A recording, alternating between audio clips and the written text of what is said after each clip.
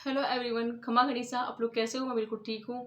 I hope friends आपकी पढ़ाई अच्छे से चल रही होगी और आप पूरा मन लगाकर पढ़ाई कर रहे होंगे, ऐसी मैं आपसे उम्मीद करती हूँ। तो फ्रेंड्स, आज मैं आपको देना चाहती हूँ कुछ सवालों के जवाब, और आज है हमारे टारगेट का दूसरा दिन। और आज मैं आपको देना चाहती हूँ आपके कुछ कमेंट्स के जवाब जो कि आए थे, तो मैंने उनको एक साथ लिख लिया था यहाँ। तो सबसे पहले मेरे पास में कमेंट आया था कि मुझे बेसिक से स्टार्ट करना है, कैसे करूँ बताना जीजा। तो देखो, सबसे पहले आपको मैं कहना चाहूँगी कि हमें ये बात जानना बहुत ज़्यादा ज़रूरी है कि जब जागो तभी सवेरा। बहुत सारे लोग होंगे, उनको लगेगा कि अब तैयारी स्टार्ट करने से क्या फ़ायदा, एग्ज़ाम पास में है, एग्ज़ाम आने वाला है, क्या हम इसमें सिलेक्शन ले पाएँगे या नहीं ले पाएँगे, इस तरह से सोच रहे होंगे।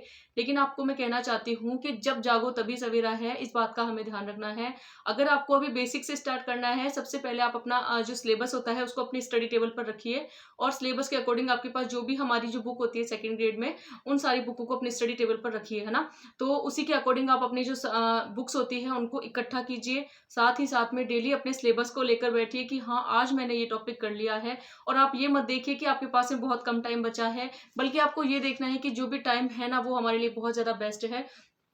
तो धीरे-धीरे आप अपने सिलेबस को कवर कर सकते हैं। रोज़ाना अपने सिलेबस को उठाना है, उसमें जितने टॉपिक आप पढ़ सकें, कि आप हो सकता है आपसे 5 टॉपिक पढ़े जाएँ, हो सकता है आपसे 3 टॉपिक पढ़े जाएँ, हो सकता है आपसे 8 टॉपिक पढ़े जाएँ। इस तरह से आप अपने जितना आपकी कैपेसिटी है, उतने टॉपिक आप पढ़ते रहिए, और साथ ही में सिलेबस में निशान वगैरह लगाते रहिए, राइट टिक, कि हाँ, मैंने ये टॉपिक कर लिया है। इस तरह से आप देखना, इसका बहुत अच्छा आपको फ़ायदा मिलने वाला है।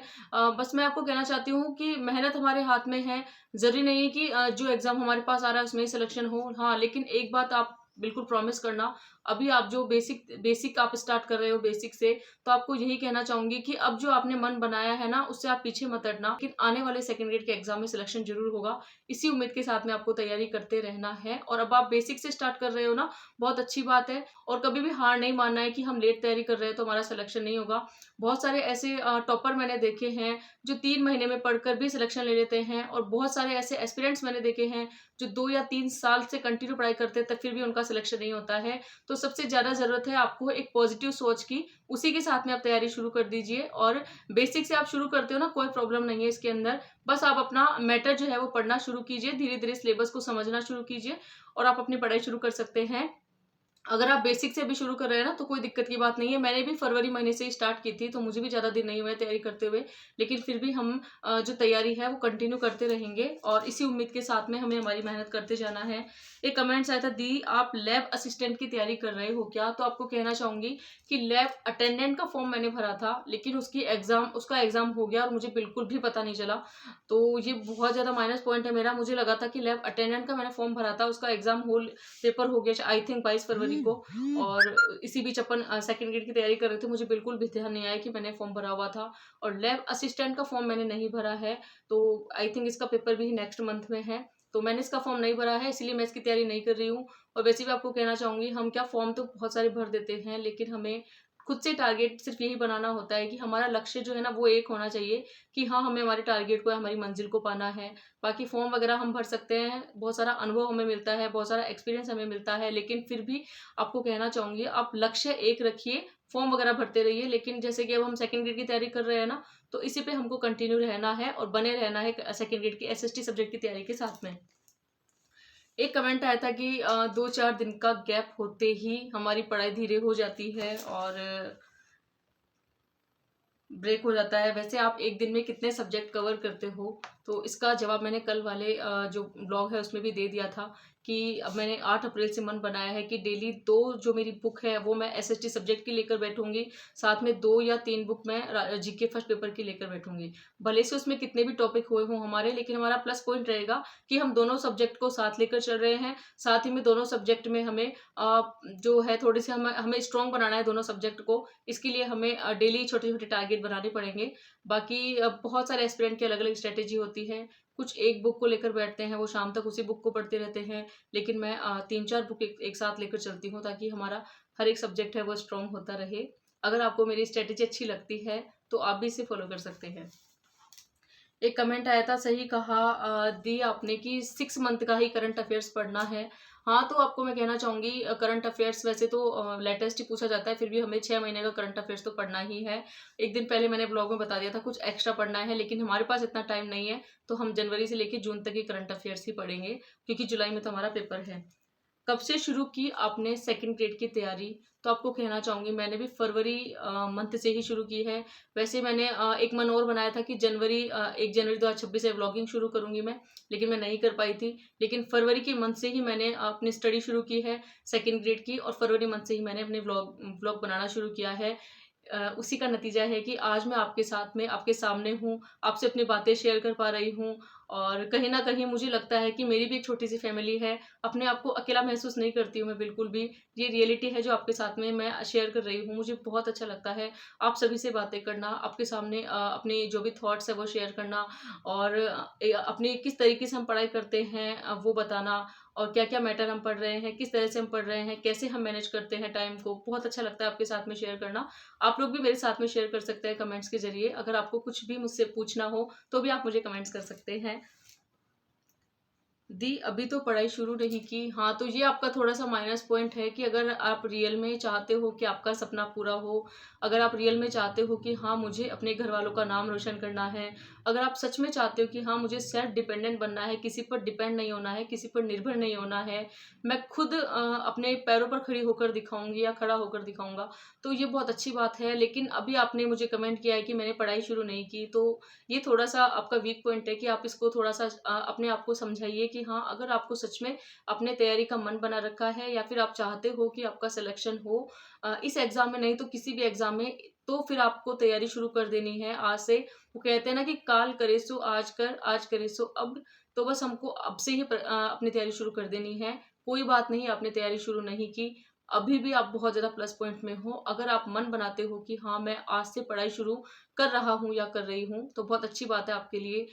ज़रा-सा भी आपको उदास परेशान होने की ज़रूरत नहीं है कि बहुत सारे एस्पिरेंट्स होंगे, उन्होंने अच्छे से तैयारी कर ली होगी, मैं बहुत पीछे रह गया या रह गई, ऐसा कुछ नहीं सोचना है हमें।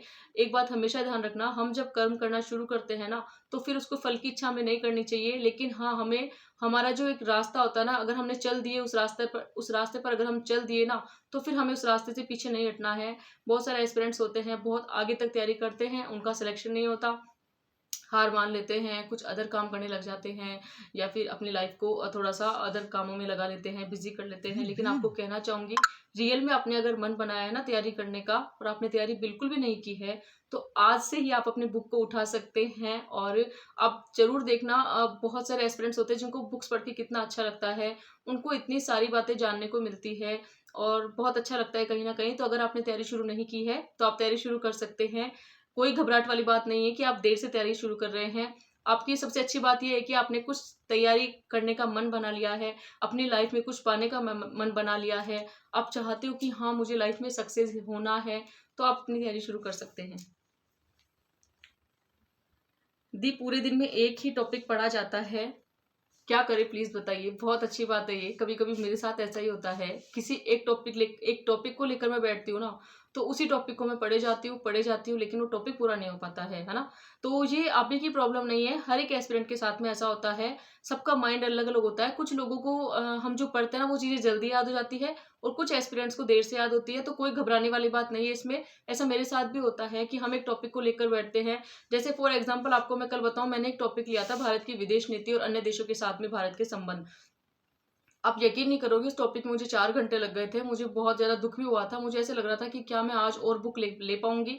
क्या मैं कुछ और मैटर भी पढ़ पाऊँगी? तो इस तरह से हमारे साथ में होता है, तो टेंशन नहीं लेनी है। कुछ टॉपिक होते हैं बहुत ज़्यादा बड़े होते हैं, लेंथी होते हैं, उनको पढ़ने में टाइम भी ज़्यादा लगता है, समझने में टाइम ज़्यादा लगता है। कुछ टॉपिक छोटे होते हैं, वो हमारे जल्दी से क्लियर हो जाते हैं। तो ऐसा आपके साथ में नहीं होता है, सभी के साथ में होता है, तो कोई टेंशन लेने वाली बात नहीं है।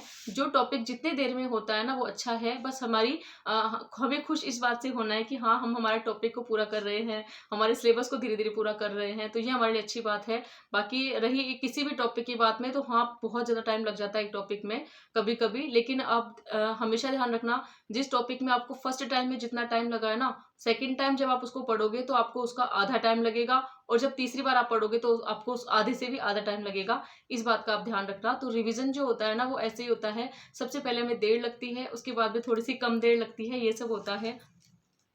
तो फ्रेंड्स मेरे साथ भी ऐसा ही होता है, कभी-कभी एक टॉपिक को पढ़ने बहुत ज़्यादा टाइम लग जाता है, मेरे को टेंशन हो जाती है कभी-कभी कि क्या मैं और सब्जेक्ट पढ़ पाऊँगी? क्या मैं और सब्जेक्ट क्लियर कर पाऊँगी? इस तरह से हो जाता है मेरे साथ में। दी आपने सिलेबस पूरा कर लिया क्या? तो आपको सिलेबस कहना चाहूँगी कि पूरा नहीं किया है मैंने, लेकिन जो सिलेबस बचे हुए हैं ना, वो टॉपिक अभी मैं इन दिनों में कर रही हूँ। हमने जो टारगेट बनाया है 8 अप्रैल से 21 दिन का चैलेंज, आज हमारे टारगेट का दूसरा दिन है और मैं ज़्यादा से ज़्यादा कवर कर रही हूँ उन टॉपिक को जो मैंने एक बार भी नहीं पढ़े हैं अभी इन दिनों के अंदर। तो मेरा सिलेबस पूरा कवर नहीं हुआ है अभी। कुछ टॉपिक ऐसे हैं जो जीके फर्स्ट पेपर के रह गए हैं, कुछ टॉपिक ऐसे हैं जो जीके सेकंड पेपर के रह गए हैं। तो मेरा सिलेबस जो है वो पूरा कंप्लीट नहीं हुआ है। थैंक्स बहन रिप्लाई के लिए। हाँ, मुझे अच्छा लगता है आपसे बातें करना। अगर आप कोई कुछ भी आपको डाउट होता है पूछते हो, वो भी मुझे अच्छा लगता है। कभी मुझे डाउट होता है, मैं भी आपसे पूछ लेती हूँ और एक-दूसरे से कमेंट के ज़रिए हम जुड़े हुए हैं ना, बहुत अच्छी बात है ये। हमारी छोटी-सी फैमिली है जिसमें ना कोई ईर्ष्या-जलन है और बस ना कोई फालतू की लड़ाई-झगड़ा है, ना हमें कोई दुनियादारी से इतना मतलब है। इसी तरह के मुझे एस्पिरेंट्स चाहिए थे मेरे इस छोटी-सी यूट्यूब फैमिली में और आप सब वैसे ही हो। तो थैंक यू सो मच, आप सभी लोग मुझे सपोर्ट करते हो, आगे भी आप लोग सपोर्ट करते रहोगे। तो फ्रेंड्स किसी भी तरह से आज मैंने आप सभी की जो भी आपने कमेंट्स किए हैं, सभी की कमेंट्स के जवाब दिए हैं। आपने जो मुझसे सवाल किए थे, उन सभी के सवालों के जवाब देने की कोशिश की है। आपको कुछ भी पूछना हो आप मुझे कमेंट्स कर सकते हैं। आई होप आपको मेरा आज का व्लॉग पसंद आया होगा। पसंद आया हो, चैनल पर नए हो तो चैनल को लाइक, शेयर एंड सब्सक्राइब कीजिए। इसी तरह से हमारा साथ यूँ ही बना रहे और ये छोटी-सी फैमिली है जिसमें हम बिल्कुल सीरियस एस्पिरेंट से तैयारी करने वाले और इसी तरह से हम तैयारी करते रहेंगे जब तक कि हमें लक्ष्य नहीं मिल जाता है। तो फ्रेंड्स पढ़ाई करते-करते अचानक से मुझे याद आया कि मुझे अपने सारे डॉक्यूमेंट्स एक जगह पे करने हैं और मैं उनको लेकर बैठ गई हूँ। एक बार हम डॉक्यूमेंट्स को फहरा लेते हैं ना तो बहुत सारा काम इकट्ठा हो जाता है।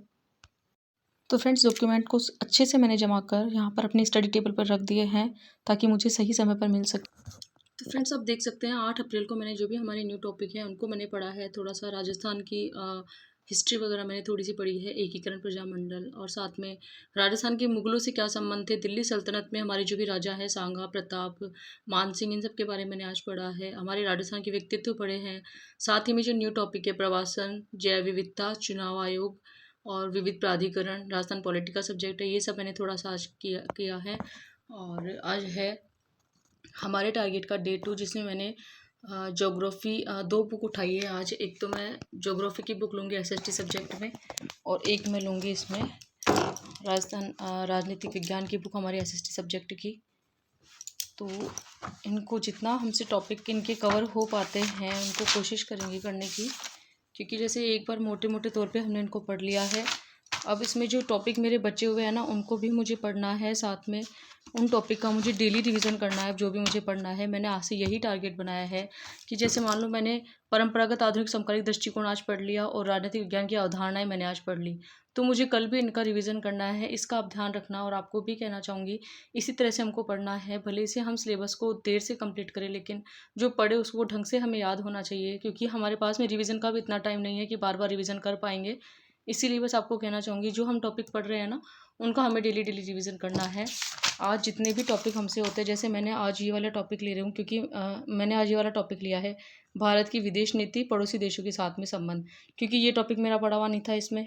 बाकी जिस पे आप डॉट डॉट दिख रहे हैं ना लग रहे हैं, वो टॉपिक मैंने एक एक बार पढ़ लिए हैं। तो ये टॉपिक मैंने ये मोटे मोटे तौर पर पढ़े हैं। तो मैं कोशिश करूँगी इन टॉपिक में आज जितने मुझसे टॉपिक हो सके उनको क्लियर करने की। तो फ्रेंड्स आज हमारे टारगेट का डेट शुरू होता है। आप भी अपने जैसा भी आपको ठीक लगे पढ़ सकते हैं, जो टॉपिक आपको ठीक लगे पढ़ सकते हैं, जो सब्जेक्ट आपको ठीक लगे वो पढ़ सकते हैं।